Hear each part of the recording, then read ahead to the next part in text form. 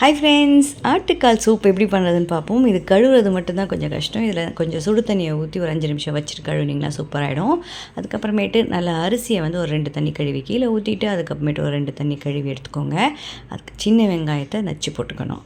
இதுக்கு உங்களுக்கு காரத்துக்கு ஏற்றாப்புல நீங்கள் மிளகு சேர்த்துக்கலாம். இதுக்கு சோம்பு, மிளகு, சீரகம், மஞ்சத்தூள், கொத்தமல்லி இது எல்லாத்தையும் மிக்சியில் போட்டு ஒரு அரைச்சி எடுத்து போட்டுக்கோங்க. இதில் வந்து கல் உப்பு சேர்த்துக்கோங்க. அதே போல் நான் சொன்னப்பல சின்ன வெங்காயம் போட்டிங்கனாவே நல்லது. பெரிய வெங்காயம் வேணாலும் நீங்கள் சேர்த்துக்கலாம். தக்காளி, பச்சை மிளகா ஆப்ஷனல். இன்னும் கொஞ்சம் கொத்தமல்லியை போட்டு கல் உப்பை போட்டு நல்ல ஒரு 15லேருந்து 20 விசில் வர வைங்க.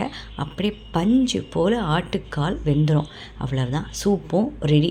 இதில் வந்து உங்களுக்கு இன்னும் கொஞ்சம் தேவைன்னா கொஞ்சம் சால்ட்டும் பெப்பரும் ஆட் பண்ணி குடித்தா சூப்பராக இருக்கும். இது பசங்களுக்கு கால் வலிக்கும் ரொம்பவே நல்லது. ட்ரை பண்ணி பாருங்கள்.